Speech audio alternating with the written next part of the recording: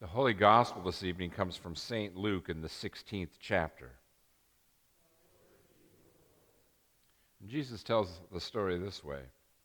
There was a rich man who was dressed in purple and fine linen, and who feasted sumptuously every day. And at his gate lay a poor man named Lazarus, covered with sores, who longed to satisfy his hunger with what fell from the rich man's table. Even the dogs would come and lick his sores. The poor man died and was carried away by the angels to be with Abraham. The rich man also died and was buried. In Hades, where he was being tormented, he looked up and saw Abraham far away with Lazarus by his side.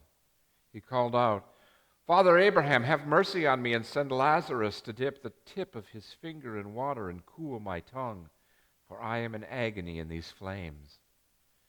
But Abraham said, "Child, remember that during your lifetime you received good things, and Lazarus in like manner evil things. But now he is comforted here, and you are in agony. Besides all this, between you and us, a great chasm has been fixed, so that those who might want to pass from here to you cannot do so, and no one can cross from there to us." And he said, "Well then, Father, I beg you to send him to my father's house, for I have 5 brothers, that he may warn them, so that they will also not come into this place of torment." And Abraham replied, "Well, they have Moses and the prophets. They should listen to them." And he said, "No, Father Abraham, but if someone goes to them from the dead, they will repent." And Abraham said to him, "If they do not listen to Moses and the prophets, neither will they be convinced even if someone rises from the dead." The gospel of the Lord. You may be seated. Jesus, of course, is an inveterate storyteller, and he doesn't lose an opportunity here with this parable he tells. Rather stock and trade story at the time, especially around the temple of Judaism that he was a part of, that Second Temple period as it's called. And he starts it out rather traditionally by saying there was a rich man, and he dressed in purple, and purple was a color that was reserved for royalty, so you knew he was really kind of a high and mighty guy, and he feasted sumptuously every day. And then, of course, in a world where food is an issue every day, to be able to feast sumptuously every day is quite a gift. And then Jesus says, and then at his gate there's a poor man named Lazarus. Now, usually they don't name the poor man, but Jesus does. He takes the name Lazarus, and he kind of gives a little identity to this guy, gives him a name. It's a variation. It's a variation of the Hebrew that says God will provide. So there's this sort of irony that the poor man at the gate is named God will provide. And he doesn't have any food at all. He just wishes he could have even some of the crumbs that fall off of the rich man's table. The dogs wander by and lick his sores. It's the only relief he has. So the poor man dies, and he gets carried away up to Father Abraham, and so on and so forth. The rich man dies. He goes to Hades, and he's tormented there. And he looks up one day in the midst of his torment, and he sees Abraham up there with Lazarus, of all people, the guy who used to be at his gate, And he's like, hey, Lazarus, Abraham, do me a favor. Have Lazarus come down and serve me. And he dip his finger in some water. And, Abraham says, nah, it doesn't happen that way, There's sort of a karmic balance. And that's sort of the reason why Jesus tells this story. There's sort of a, if you get a lot in this life, you don't get a lot in the next necessarily, and if you get nothing in this life, you might get a lot in the next. There's sort of that karma thing that's going on here that's so important in this story. And the rich man, understands this karma, of course. He lived it, and he sees now that it's a bit of an issue. And so when Abraham says, besides, even if I could send Lazarus here, there's this great chasm that cannot be crossed between our two realms here. And so then he hits upon the idea, and this is where the brilliance of Jesus as a storyteller comes in. Usually the story stops right about there, and everybody's like, "Ooh, okay, well, let's be good in this world, so we're not bad in the next," and vice versa. And used by rabbis probably all across the world at that time tell the congregation to come on. Don't let the poor, the widow, and the orphan suffer. Let's help them out. But Jesus, of course, adds something. The guy doesn't just stop there. He says, well, you know what? Okay, I'm probably doomed here. Karma came back to bite me in the hiney, and all right, I'm okay. But do me a favor. Could you send Lazarus to my dad's house where my brothers, because I got 5 brothers, where they could hear the story so that they don't come here? I mean, that's kind of generous on the part of this particular rich man. He may or may not have liked his brothers when he was on this side of the chasm of death, but on the other side of it, he's like, hey, if you can't help me, okay, that's neither here nor there, but could you help my brothers? And Lazarus says something very interesting. He says, they have Moses and the prophets. And the rich man's like, Abraham, I had Moses and the prophets. You can see how good that went, right? I mean, this guy had Moses and the prophets. He knew. He didn't ask Abraham to say, well, I have Moses and the prophets. He had Moses and the prophets, and look where it landed him.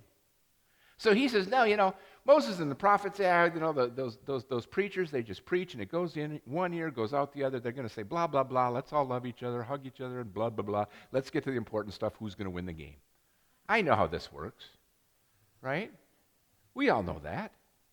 The rich man's no different. He's like Abraham, blah, blah, blah, blah, blah, blah. The prophets, nobody listens to those dudes anymore. But if a guy came back from the dead, now that would be impressive. I mean, you can see where he's going. He's like, yeah, I went to temple every Saturday, and I heard about all that kind of stuff. It didn't change me. I still wound up here. But now, if somebody were to come back from the dead, now that might impress me. And Abraham says, seriously, if you can't do it with Moses and the prophets, somebody coming back from the dead ain't going to help either. This told, of course, by the man who actually comes back from the dead. You get the irony of the whole thing here. But we do kind of get trapped sometimes in that karma that the rich man is trapped in. And the story's really not about a rich man and a poor man. I mean, Lazarus is there, and he kind of stands as kind of a foil for the rich man. The story is about the rich man and his understanding of the karma of his life. And he accepts the reality of his life on this in Hades, where he's being tormented by these flames. He understands that that's how karma works. You had a good life here and didn't really do what you were supposed to do, and so in the next life, you don't have it as good because you didn't do what you were supposed to do. A lot of people believe that, but Jesus doesn't. And that's why he tells the story. Because Jesus wants us to see that, there's always, as he said famously at another time, there's always going to be people like Lazarus who just kind of come and go in our lives. People that we can help out. People that can be right at our gates that we could help out. We may, sometimes, we may not. They're always going to be there. The poor you will always have with you, he tells his disciples. But what Jesus wants to fight is that idea that somehow it really doesn't matter what you do. That helping out the poor really doesn't matter. That somehow if you take care of the Lazaruses who lay by your gate, that somehow, that's okay, but it's not really important. Jesus wants us to see that stuff is precisely important. That's what the prophets and that's what Moses have been saying for 3,000 years. This is important.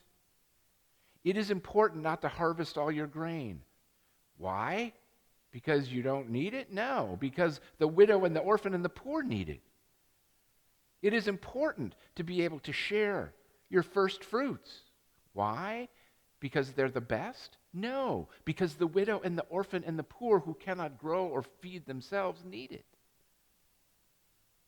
And to then be able to say that, well, I got mine and it came out, in this world and then in the next world I got to suffer. Jesus is like, no, let's not buy into that. Let's not buy into that. We can change, Jesus says. We have Moses and the prophets. We can change. And we don't need somebody to come back from the dead to remind us that God has created each and every one of us to be able to live in harmony with each other and with ourselves. So that the changes that are needed when our lives go astray or when we find ourselves seemingly trapped in ruts that we cannot get out of, that we have the power through God to be able to conquer.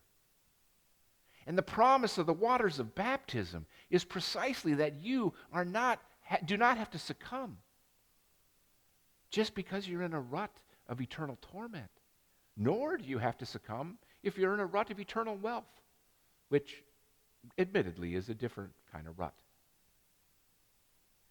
So, the first New Year celebration of the new millennium, so this was actually from when the year turned from year 2000 to 2001.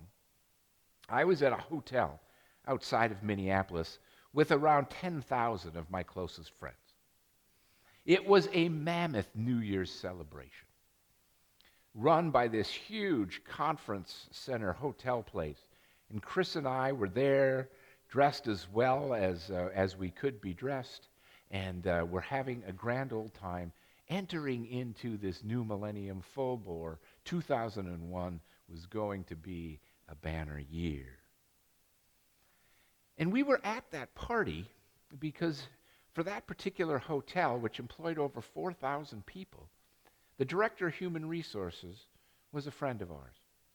And she had invited Chris and I to come down there and celebrate the new year with her because she had to work. So we were there. We had a great time. Sometimes you just go to a party even if you don't know a lot of people. We wound up knowing quite a few of them as it turned out. My wife knows everybody. But we had a grand time, wonderful time. About 6 months later, middle of the summer, I'm sitting in my office. And she comes into my office and she says, I've been doing this job for 20 years, running big hotels, making lots of money, throwing big, lavish banquets and parties for a living. And she says, it just doesn't feel right anymore. And I said, well, where are you being led? And she says, I don't know. Maybe people with disabilities.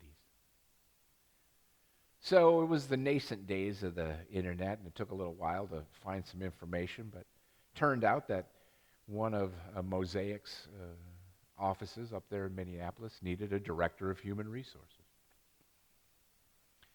So she took an 85% pay cut and became their director of human resources. She was great, wonderful. We had a lot of connections through her, through Mosaic up there.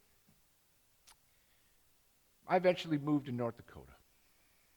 And I was sitting in my office one Friday afternoon in North Dakota 3 or 4 years later when I got a phone call from her. And she was traveling through the state of North Dakota with her fiance, and she was wondering if they swung by the church if they could get married. And I looked at my watch. I wore a watch back in those days. It was 4:50. I said, well, I suppose 5 o'clock on a Friday is as good as any. Where are you? And she goes, in the parking lot. I was like, great. So we invited her in, and one of my secretaries was still there, and I said, hey, guess what? You're going to be a witness to a wedding. She's like, it's like 4:55. I know, it's the last 5 minutes of your day. It'll be fine. And then there happened to be one of her volunteers who was folding bulletins, and I said, hey, what are you doing? She goes, folding bulletins. I said, guess what you're going to do? And so those two ladies witnessed her marriage to a guy who she's been married to now for 15 years. Still works for Mosaic, helps them find the best employees possible. We can get trapped sometimes by thinking that the roller coaster that we're on is the only one we can ride. What that woman has always told me is that no matter how high you get on the roller coaster, you can always get off and change the direction and the course of your life. So that The prophets, Moses, even Jesus, who comes back from the dead, are more than enough. And what Jesus wants us to see is that in his love and his grace, is that if we make that courage, find it in ourselves or find it outside of ourselves, maybe we need help, maybe we need a friend or family to get us off these ruts of our lives, that he will be there. And that it's not the end of your life when you change course and direction, but rather it is the beginning of something new. A new way of living, a new way of being, a new way of being fruitful in the world. So who knows? Who knows if this rich man ever found himself anywhere else? Who knows what else happens in the world? Doesn't mean you have to.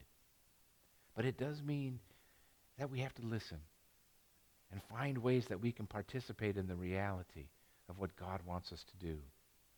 To live together, to be part of every way we can be the world that God has created. And for some people, it may mean they have to change their life. But for others, it may be that they are just lifted up and carried into the bosom of Abraham. That's life. But one thing Jesus reminds us in this story and so many others that I've wrestled with the Gospel of Luke. By the way, the next time the Gospel of Luke comes up, we're preaching out of Galatians. That these stories are not told in order to make us feel bad about who we are, what we're about. But rather for those of us who are feeling bad for who we are and what we're about, to know that there is always hope. That you are never left to just the chances of karma or hatred or ignorance. It's spoken to those people who are on the very bottom to show that there is hope and love available. Because the God who created us is not satisfied when just one person gets to eat every day. God wants all of us to be able to feast sumptuously. And no matter how it happens, the law, the prophets, Jesus coming back from the dead, whatever it is, God will find a way so that at the end we can all be together and that great chasm can be erased. Amen.